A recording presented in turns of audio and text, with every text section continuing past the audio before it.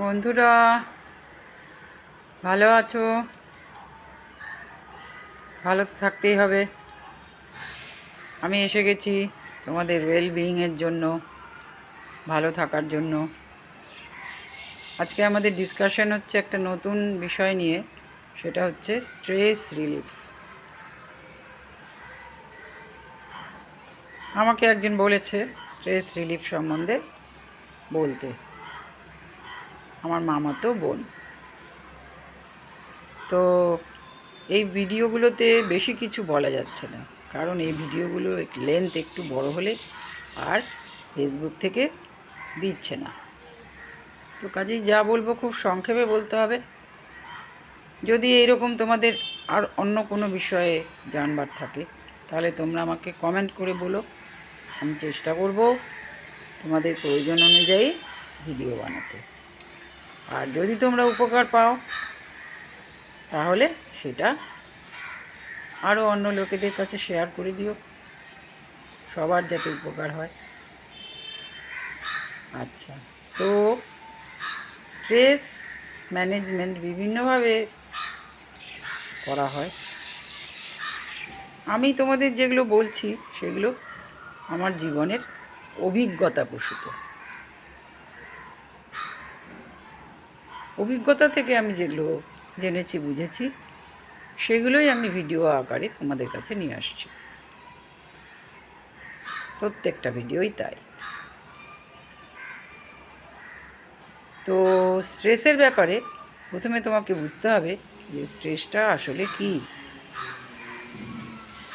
আমাদের চারপাশে, আমাদের শরীরে, আমাদের মনে সবসময় দুটো এনার্জি কাজ করছে। একটা হচ্ছে নেগেটিভ এনার্জি, একটা পজিটিভ এনার্জি। কখনো কখনো নেগেটিভ এনার্জি পজিটিভ এনার্জিকে হারিয়ে দেয়। তখন তুমি লো ফিল করো, তোমার শরীর খারাপ লাগতে পারে, মন খারাপ লাগতে পারে। তখন নেগেটিভ এনার্জি বেশি হয়ে যায়। আর যখন তোমার ভালো লাগে, আনন্দ লাগে, তুমি উৎফুল্ল থাকো, এনার্জি থাকে, তখন পজিটিভ এনার্জি বেশি থাকে। এই জিনিসটা আগে তোমাকে বুঝতে হবে। এবং স্ট্রেস হচ্ছে নেগেটিভ এনার্জিতে পড়ে। যখন আমাদের উত্তেজনা, বলবো না, উত্তেজনা হচ্ছে এক্সাইটমেন্ট, উত্তেজনা আনন্দেও হয়। আবার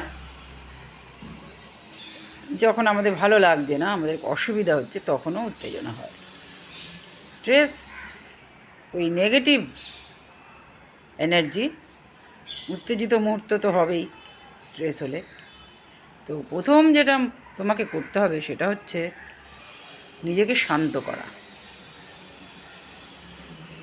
আমি যেটা ফিল করেছি, প্রথম চেষ্টা করতে হবে তোমাকে নিজেকে শান্ত করতে হবে।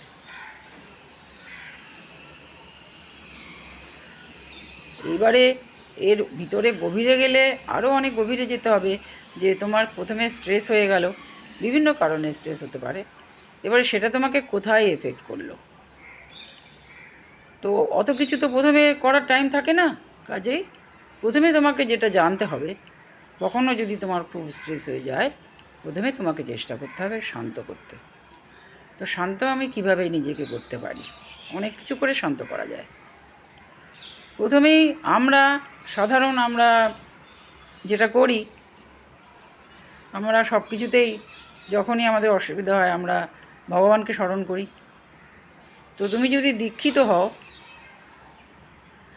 তুমি যদি মন্ত্র জপ করো, তাহলে তোমার যদি স্ট্রেস হয় তুমি মন্ত্র জপ করতে শুরু করো। মন্ত্রেরও ম্যাজিকের মতো ফল আছে, তুমি ফল পাবে।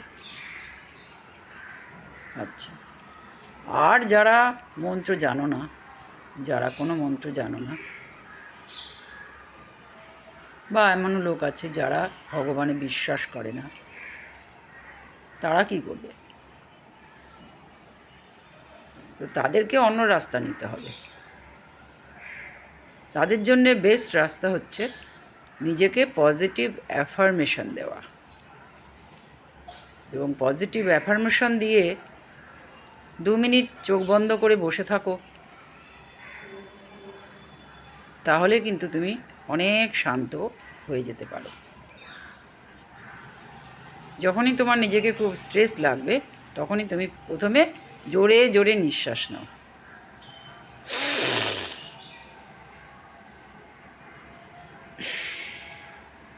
নিঃশ্বাস নাও, ছাড়ো, নিঃশ্বাস নাও, ছাড়ো, নিঃশ্বাস নাও, ছাড়ো, এরকম কয়েকবার করো। তারপরে তুমি নিজেকে একটা অ্যাফার্মেশন দাও। অ্যাফার্মেশন দেওয়ার সময় তুমি চেয়ারে বসতে পারো, মেঝেতে যদি বাবু হয়ে বসতে পারো তাহলে আরও ভালো। এবং নিজের এই দুটো আঙুলকে তুমি যেমন এই যে এটাকে বলে ধ্যান মুদ্রা। এই ধ্যান মুদ্রায় এই দুটো হাত এরকম করে হাঁটুর উপরে রাখো। নিজের হাঁটুর উপরে রেখে তুমি বসে পড়ো এবং বলতে থাকো মনে মনে, আমি খুব শান্ত, আমি খুব শান্ত, আমি খুব শান্ত। এইভাবে তুমি যতক্ষণ পারো বলতে থাকো। আমার মনে হয় এতে তোমার স্ট্রেসের মাত্রা ধীরে ধীরে ধীরে ধীরে কমে যাবে। ভালো থেকো বন্ধুরা।